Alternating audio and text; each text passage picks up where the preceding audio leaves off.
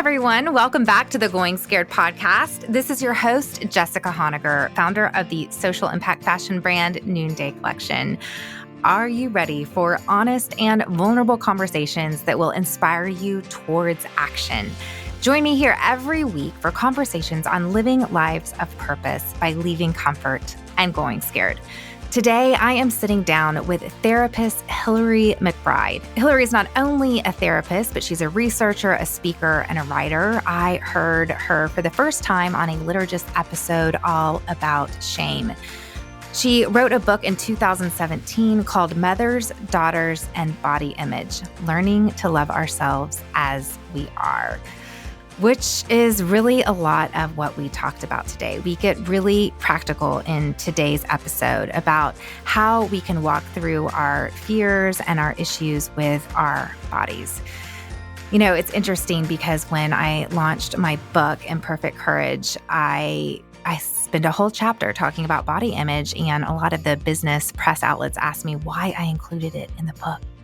And I'm like, how can I not? Did you know that 95% of women say that they take issue with their body in some form or fashion? I know that body positivity is a little bit more a part of the dialogue today, but that's only happening because more of us are deciding to be violently against how the culture says this is what you should look like, and you need to be on a diet in order to achieve this perfect body and this perfect weight and this perfect person.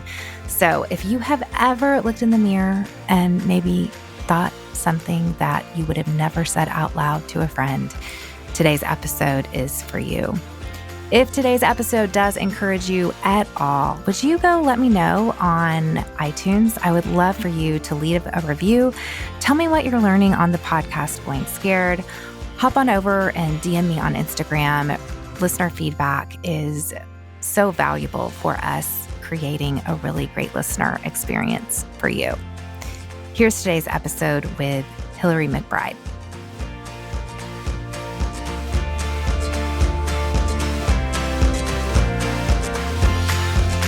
I wanted to have you on because you are I would call you a positive body image advocate. And I published a book last year, and it was very much about the entrepreneurial journey of Noonday Collection. It was all about living a life of purpose by leaving comfort and going scared. And a lot of that has just been my own journey of starting and scaling a business. But I had to write and include a chapter in there on my own journey of becoming one with my body, loving my body, my eating journey as well. And it's funny because when I did the press tour last year, so many of the questions I got were, why did you include that in your book?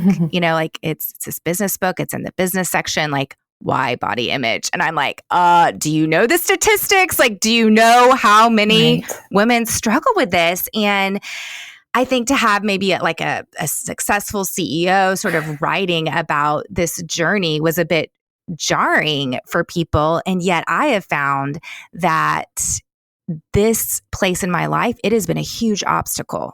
Right. You know, my own image of my body has been a huge obstacle in me walking in my purpose. So I'm like, how could I not talk about it? So I was curious about your own journey and how you became interested in this topic. Oh, yes. I'd love to share that with you. But before I do, I just wanted to comment on kind of why I think it was so important that you put it in there, and maybe people's reactions to it. Like from an academic standpoint, maybe even from a philosophical standpoint, when we look at what's going on with our relationship with our bodies, we have disconnected ourselves from our bodies, and we see our bodies as an afterthought. We see our bodies and inhabiting ourselves and our physicality as this thing that only happens if we get sick, if we're ill, if there's something wrong with our bodies, then we think about them.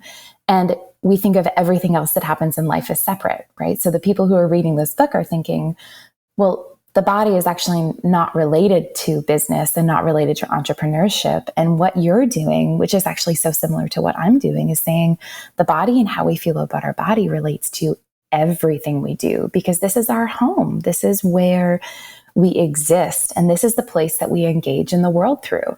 And if we feel shame about our body, if we don't if we don't like how we look, if we don't like how we move through the world, if people are judging us or excluding us from experiences in the business world because of our bodies, that relates to entrepreneurship.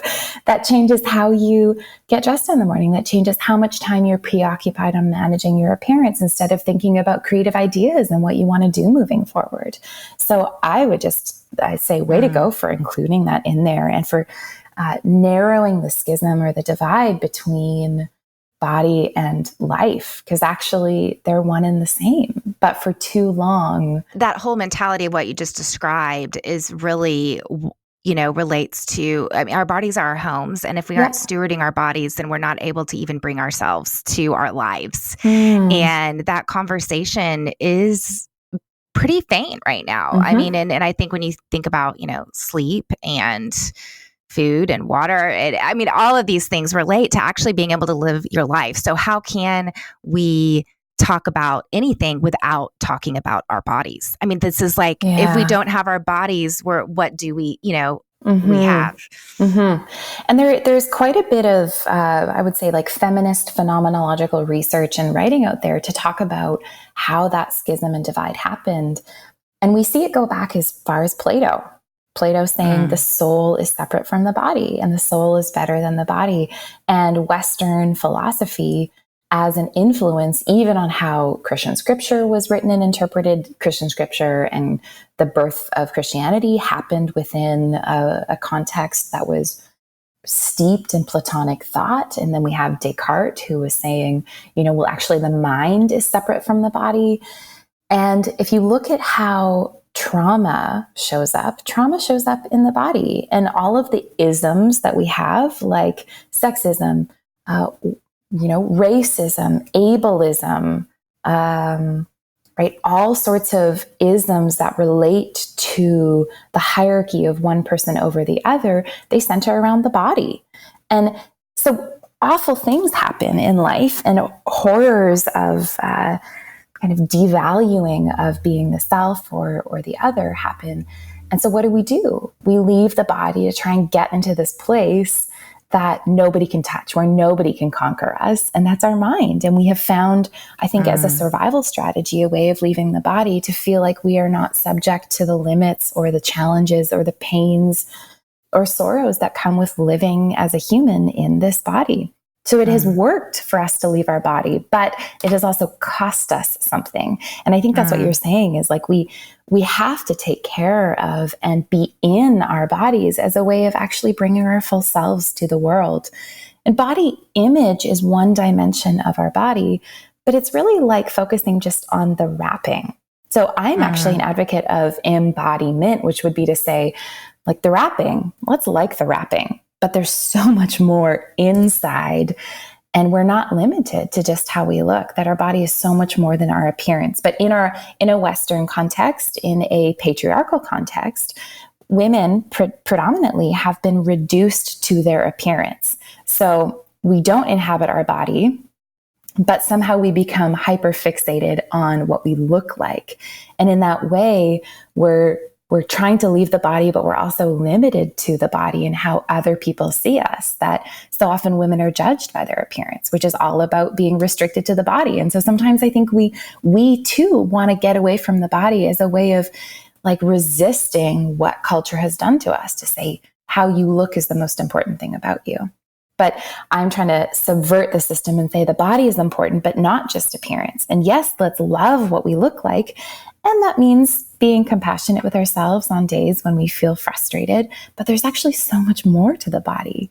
And I hear you say that too in your statement about like eating and sleeping and having this tuned in relationship with our home as a way of knowing how to rest and be caring and paying attention to emotions. So I'd love to hear how your own body image has played into your journey of wanting to talk about this. Yes, absolutely. So I guess I can start a few different places with this, but I'm primarily interested in body image, and women. I would extend that to say I'm interested in women's relationships with their bodies, over and above our appearance, but how we understand our physicality, how we move through space, how we take care of our bodies, how we talk to our bodies, how we shame or heal our relationship with our bodies. But all of that really comes out of a super, super fragmented relationship with my body. And I developed an eating disorder. I would say that the roots were there probably in elementary school. And then it became really problematic about the time I was 13. And I didn't get shaming messages about my body. I didn't get people saying to me, like, you're overweight, you need to lose weight. I didn't get bullied for my size. I was like a typically developing kid who had a healthy body type. And it, for me, in retrospect, developing an eating disorder was more having control over my body, because there were things in my life I felt like I didn't have control over. And when I felt like my voice, my audible voice, wasn't listened to, a lot of the pain and experiences I was having got internalized, and it felt like I was bad and I had to control or shape or disappear my body, make my body disappear, as a way of feeling like I had power, or at least something I had control over in my life. And I was also studying performance violin. So if we fast forward, I'm in university at this point, and I've been in treatment for quite some time, and was studying violin, and had this realization that I had made quite a bit of progress in my recovery at that point. I felt like I could kind of manage without the eating disorder taking over. But I was playing violin in preparation for this sonata I was working on, and had been playing for hours and hours and hours and hours every day, and got into bed and realized that the thing that I was playing over and over again in my head was this one passage, this one few section of notes that I couldn't quite master. And it reminded me of the eating disorder, which said, nothing that you're doing right matters. Just focus on the one thing that you can't fix and beat yourself up about that. And so there was so much similarity in how I was playing violin and in what the eating disorder was doing to me. And so I decided to take a break from playing violin, from being in university, and actually went and lived in the northern Philippines for a little while in a very rural area where there was a woman who had set up a birth house for people who didn't have access to medical care, and it was too far from the hospital for them to get to the hospital to birth. So I went and lived in that birth house and helped with delivering of babies, primarily because my dad was a faculty member in a midwifery program, or he taught in a midwifery program. And so we had midwives around, and the conversation was always about how women's bodies were so amazing, and how birth was this example of when women's bodies shine in their kind of ruggedness isn't the right word, but like the power, the rawness, the instinct and the goodness of that instinct. So I wanted to get close to that experience as a way of trying to heal my relationship with my body, and loved it. Like, it was totally unreal. And I remember seeing women do unbelievable things and seeing the goodness of the body in that situation. And so left the Philippines and came back and applied for a midwifery school and didn't get in, and I was devastated. And so decided to study psychology in the meantime, while I was waiting to figure out if I would apply again. And I remember there was a few courses that I took that really solidified this for me, but it made me realize that I was super interested in midwifery, but I was also really interested in the experience of being with someone as they were renegotiating their sense of identity and their ability to handle hard things. And when we are with another person, when they are doing something challenging, they don't have the experience of being alone in it, in a way that they can borrow strength from us. And so that was really the seed that was planted for me about being a therapist, was saying, I want to be a midwife of the mind. I want to be a midwife of the heart. That there are moments of pain that we all go through, and we think, as some woman said in labor, like, I think I'm going to die. I don't think I can do this. But when we have someone with us who knows how the story can go, and who knows how to skillfully shepherd us to the next phase of whatever is happening, not only do we not die, but we can actually flourish. We can become more whole. We can have this experience of transformation, of feeling like we could do anything now. So I decided to go back to grad school. And at this point, I was still struggling a little bit with my relationship with food, and struggling with like how I felt about my body, but I felt like I was on the right track. And I really want to emphasize that because I think it's really easy to tell the story of, I was really sick and then here's what it looked like when I was better. And we don't talk about the in-betweens very often of like, what were the steps that we took to get from here to there. And so the entire time I was in my undergrad, in a way, I was internally struggling. Like there was lots of turmoil and I felt like I was doing a lot of hard work to push back against what I would call the eating disorder voice and push back against the messages and the images that I saw in popular media that contributed to that eating disorder voice.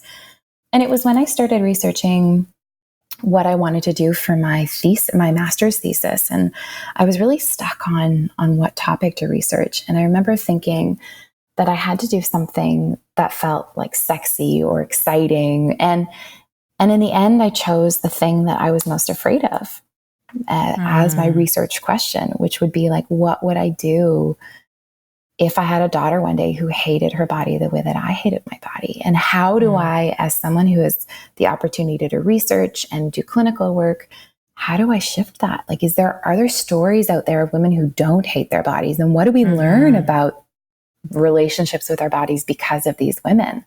So I actually started my research as a body image researcher because of my own fear. And in that way, I think it's kind of a beautiful thing that fear can sometimes point us in the direction of the things that are meaningful for us. Sometimes fear tells us, don't go there. But actually, it's just reminding us that going there is something that's been scary in the past, but isn't necessarily bad now. But for me, it really shaped my research. And it was in the process of researching body image that I came across all of this literature about embodiment. So in researching body image, we can only get so far because body image is a construct, is this idea that we've come up with that we mentally have a positive or negative evaluation of our appearance. But what the research is showing us is that you can have a positive evaluation of your appearance for the most part, but still not know how to inhabit or take care of yourself. And you could actually have a very, very unhealthy body and have a positive evaluation of your appearance, right? We know that some women who have a body that looks a lot more like the ideal have a positive evaluation of their appearance, but their eating pathology or the problematic eating or disordered eating is off the charts. So there's actually got to be something more than just cognitively or thought-based evaluation of our appearance that leads us into a healthy relationship with our body. And that's where I came across these, there's some of the research of a woman named Neva Paran and some of these feminist researchers who've been looking at what does it look like to not just think about our appearance in a positive way, but really show up in our own skin in a way that helps us pay attention to desire and pleasure and appetite and fullness and sleep, like you were saying, and feeding ourselves and justice and play. Like none of those things are captured by the body image construct because it's just about image as the term defines. So we need to move beyond just image. And yes, that's important. Like let's have healthy dialogue about how we look, but what about the rest of it? And that's really where my research is focusing is like, yes, like having a kind relationship with our image, because as we know, our bodies change throughout our lifespan as women. But what about the rest of it? What about play? What about pleasure? What about desire? Those are not image-based things. Those are embodiment-based things. So that's kind of the 30,000 foot flyby as anyone's story goes. There's obviously more complexity and nuance and narrative, but well, we often teach what we need to learn. And so I do find that where you land in your life, it comes from, your own journey of choosing to walk through fear to get to the other side and get to the freedom that's on the other side of that. That's right.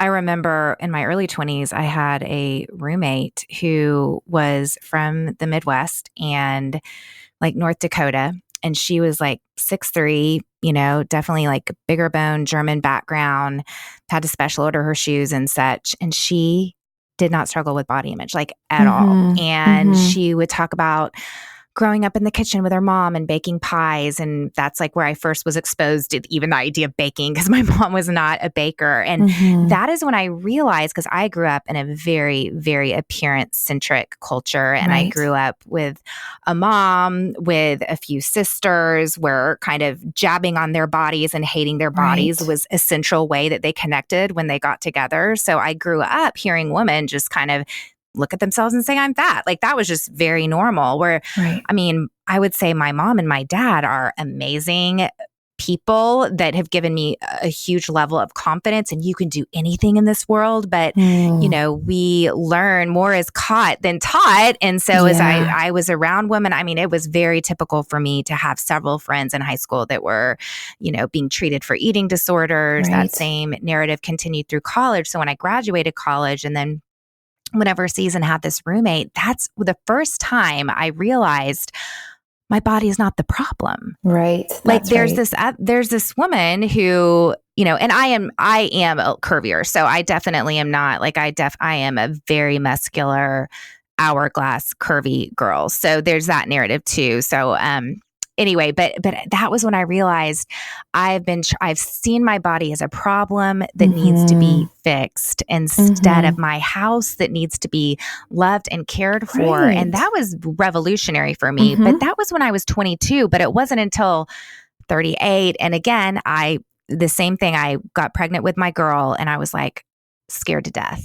You know, I was like, oh my gosh, how, like, I don't want her to have the same story. And so that's really what sent me into going to a therapist that did focus on body image. And then that is where I was exposed for the first time to this whole idea of intuitive eating. So I would love for us to talk a little bit about the correlation between body image and how we eat, because certainly how we eat is part of this embodiment, right? It's part of being in our bodies is how we fuel our bodies. So what's that journey been like for you, or how do you counsel people? Because I do find, you know, there's this correlation between the two. Yeah, that's right.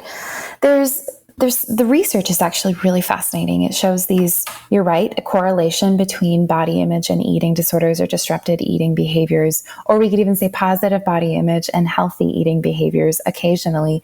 It's not a one-to-one correlation though. So there is some other factors that play into it, but we know that having a negative body image is a significant predictor of having disordered eating behavior, because in our culture, we see people, there's so much discourse around what body needs to look like, what our bodies need to show up in this space, like as a way to be desirable and valuable as a human being. And the connection has often been communicated to us early through education and through media that what you eat can change your body type. So we know that people who have shame about their body, or have been told, or like you said, it's been caught by them that their body needs to be different for them to be acceptable in some way, often try to modify their body size through eating.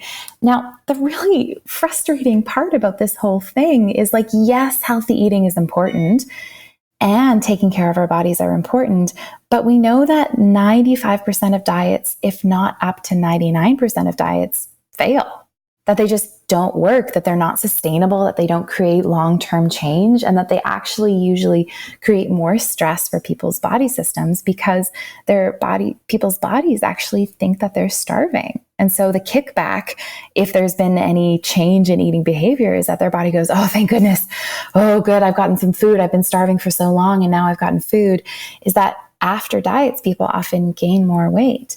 So the frustrating thing is that we're told that our bodies aren't good, and we're trying to change our eating behavior to make our bodies better in the eyes of our culture. And yet that often leads people into a cycle of yo-yo dieting, because they're frustrated with their body, and their body is actually kind of protesting the starvation mode that they've been put in.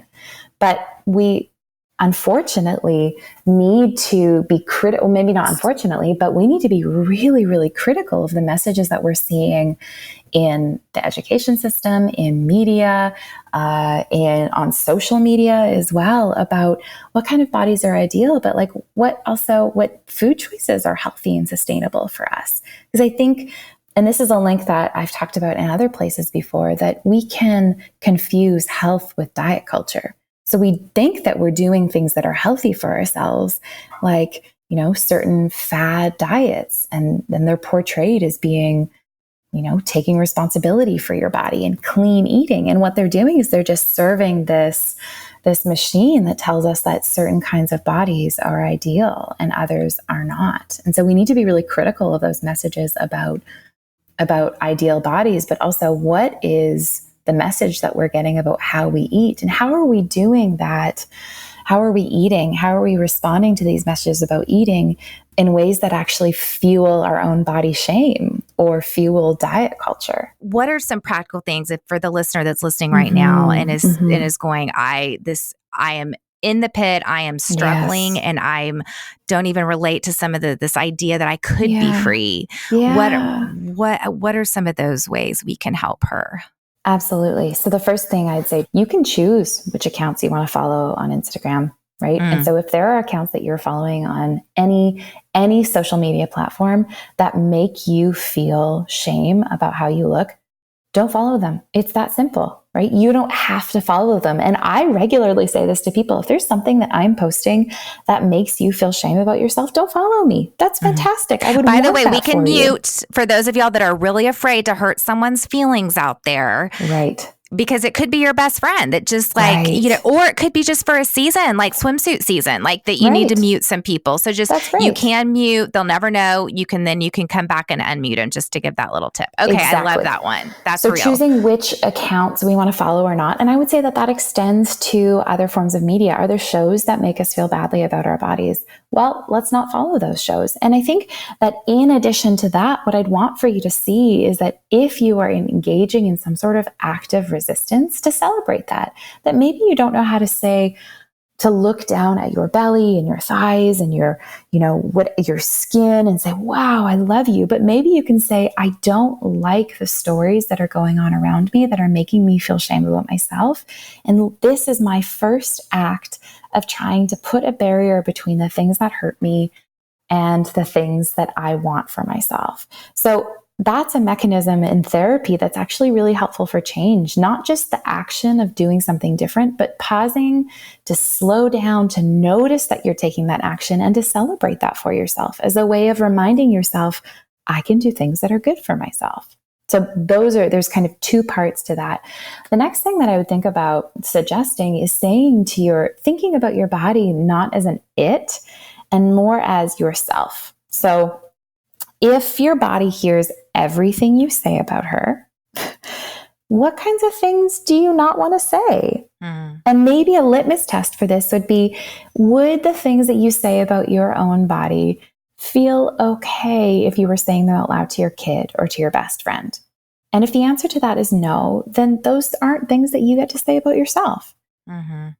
So instead of treating your body as this thing that has no connection to you whatsoever, actually starting to realize that you are connected to yourself and there is an impact to the things that you say and think and do. So far on this list of two things, like not following accounts and then also being mindful of what kinds of things we think about ourselves and our body, these are all about things we don't want to do. And that's a good place to start. But what we want to do as well is add things in. What are the things I want to do? So you could say, who are the people who increase my sense of compassion to my body, my ability to resist diet culture? Who are the accounts? Which are the accounts that remind me that it's okay to show up in lots of different sizes and ways in my life? I'm going to move towards those things or those people. But then also think, like, what are the things that I want to say about myself? And what would it sound like if I started to do that? And I don't think you have to believe it at first to do it. In fact, this is like, I'll digress just momentarily about neuroplasticity. Our brain is wired to change. Our brain has the capacity to adapt. But in order to do something different and for it to feel natural, we have to practice the new thing a lot. And that's how we got, for most of us, how we got into this pit of feeling shame about our bodies. Like you were listing off all these things in your friend's study and how you did them. Like think about how much you practice those skills. Like no wonder they come naturally. It's like we're taking it so seriously, like we're training for an Olympic event and like hating ourselves. We practice all the time. So let's think about trying to do something different and then practicing that. And I'm going to give you and your listeners one of my favorite pieces of neuroscientific insight that has transformed the way I do therapy. But the things that feel natural and normal for us are often just the things that we've practiced the most, not the things that are actually best for us. So if something feels normal, like it feels normal to feel uncomfortable in our body, feels normal to compare ourselves to other people, it might just be because we've done it a lot, not because it's actually the only way of being. And neuroplasticity is this principle that is fact essentially now in the scientific community, that our brains can change, but we need to support our brains to change by putting ourselves in environments and practicing cognition and practicing ways of being that actually enhance our ability to be kind to ourselves. So what do we want to say? How do we build a relationship with our body? What would those things sound like if you started today? I'm not going to ask you, if this is really hard for you, to go stand naked in front of a mirror and proclaim with certainty, I love you, looking at your own body. Like that, maybe that's down the road. But how about saying thanks, right? When you go for a walk and you've carried heavy groceries from the car into the house, you sit down and you feel your muscles ache, saying thanks, arms, right? Thanks, feet, for carrying me. If you've birthed the baby, looking at your belly and saying thanks, belly, right? If you look at yourself in the mirror, maybe even looking at the areas that you love the most, or looking into your eyes as if you were talking to someone you love and saying thanks for showing up.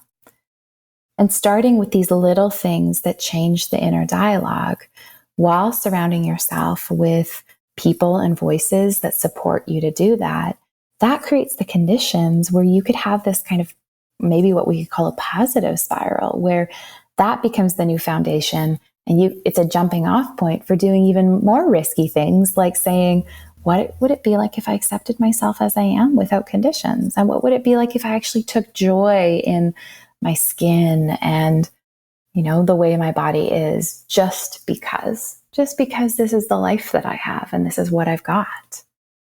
It's beautiful. It's beautiful. I remember the first time I did practice yoga, which I'm not a yoga practicer. I really like sweating hard.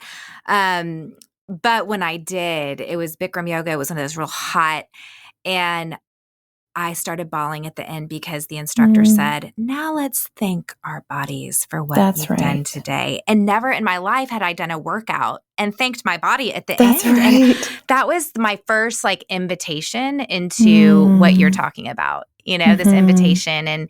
And one other thing my therapist told me, that this whole idea of just do the next right thing, because those of us that have had disordered eating struggle with perfectionism, which we tend to think, okay, they're like the perfectionists listening right now have their pen and pencils out, they're writing their list. They're like, okay, I'm not going to do all these things tomorrow, but just what's that next right thing that you can do. And just that there is freedom. There is freedom, and it's a journey, but man, it is such a journey worth stepping into. I would love for you to share how we can come under your leadership a little more, bit more in this area of embodiment. Yeah, so I've written a couple books. One is more of a clinical book, but it's about using embodiment and working with the body in therapy and treatment. So instead of just treating eating disorders from the top down, or just changing our thoughts, looking at creating experiences in our body that give us an experience of goodness in our body.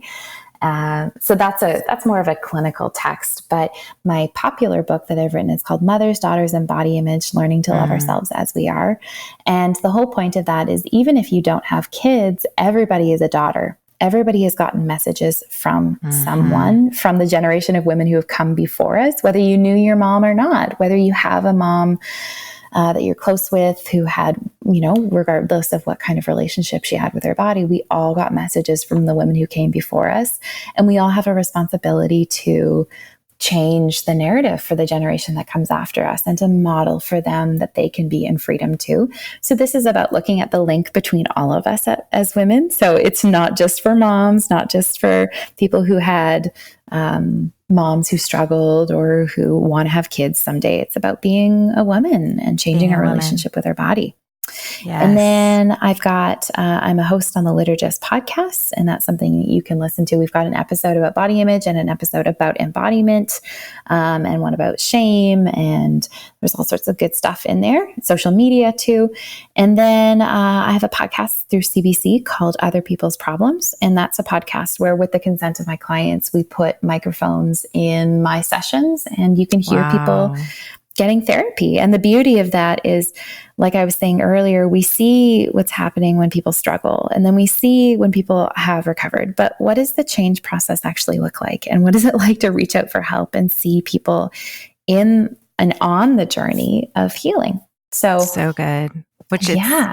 It's an ongoing journey. I mean, still to this day. And part of my journey is accepting that it's a journey, because I want there to be a point of arrival. I did want to close the loop a little bit on how I was so afraid of having a little girl. And my little girl just had her first day of 8th grade this week. And one of the practices I did, I don't know if this has ever been recommended by a therapist before, but I took showers with her until like 5th grade. Like, we would take showers together, and it was my practice to, and ironically, there was actually a mirror, just like the way my bathroom was set up. I had a smaller bathroom right there. So I can see myself naked in the shower. And, beautiful. And I would I mean, of course, never say anything bad about my body, and just like practice loving our bodies together. And we would wash each other's hair. And I mean, I'm a little hippy dippy. I also had home birth, and I live in Austin and all this stuff. But you'll catch me in stilettos and, statement earrings most days of the week. But that practice of just learning to be naked and unashamed with my daughter. Yeah. And just the other day, we were adjusting our shorts in the Texas heat, and she has a beautiful, muscular body, and so we were both kind of like, our shorts had ridden up. We have no thigh gap, is what I'm trying to say. There is no thigh gap in either of our lives. And she's like, Mom, we both got those beautiful thick thighs, didn't we? And I just said, yep, just like Beyonce.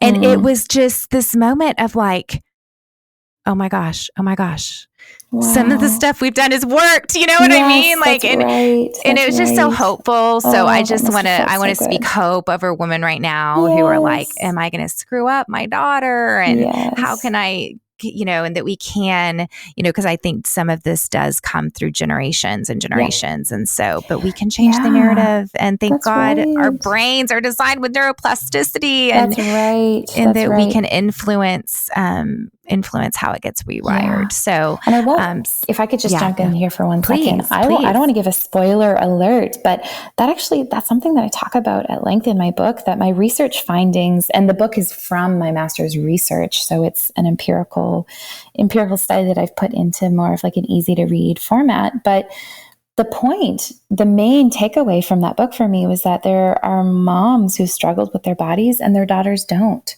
And that is so hopeful, because I think so many of us women who struggled with our bodies are afraid we're going to pass that on.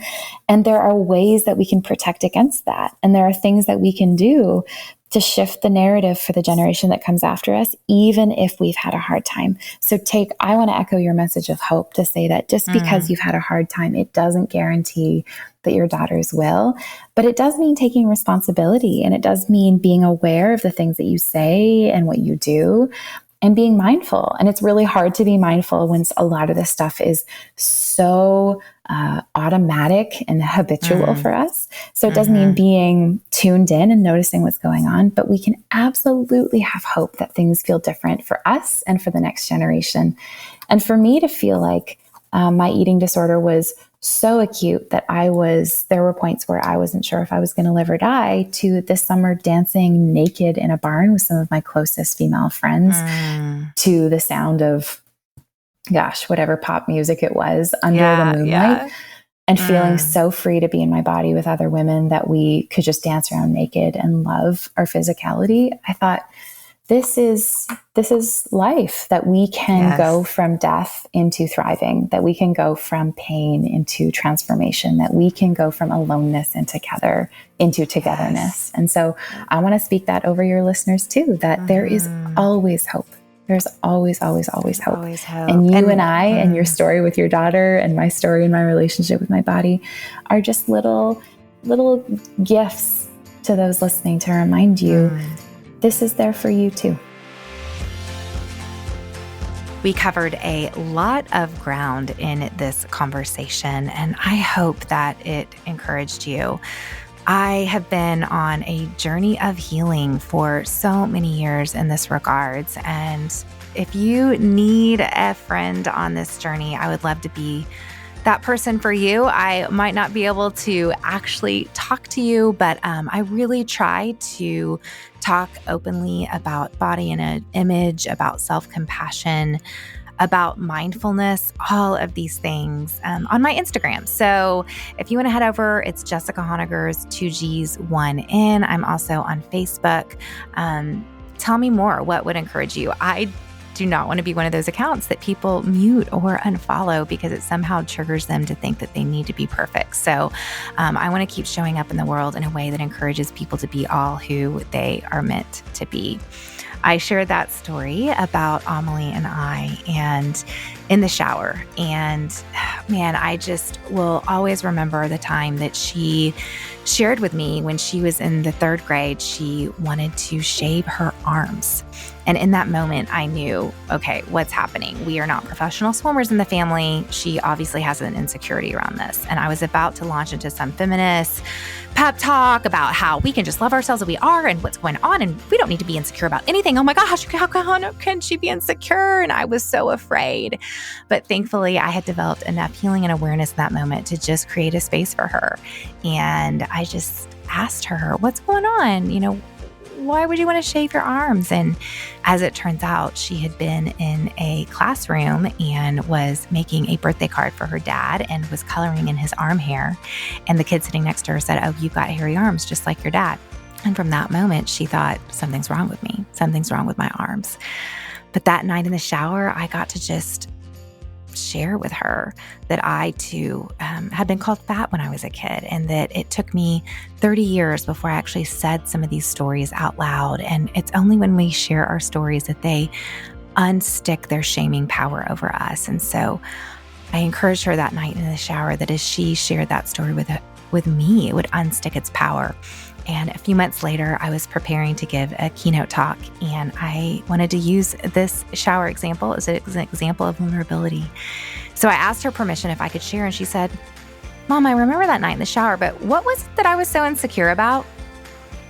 And that's when I realized that vulnerability, when met with empathy, leads to healing. There truly is a formula. So I hope that you can find someone that you can share your stories out loud to. And I hope that you create an environment in your life and practices in your life that can lead to transformation, because I used to not have a lot of hope in this area of my life. And now I'm walking in a lot of hope and freedom. So thanks for tuning in. Share this episode. I would love for you to just screenshot it, share it on Instagram or Facebook or wherever you hang out the most. And just thanks so much for making this show exactly what it is. Our wonderful music for today's show is by my good friend Ellie Holcomb. Going Scared is produced by Eddie Kopholtz. And I'm Jessica Honegger. Until next time, let's take each other by the hand and keep going scared.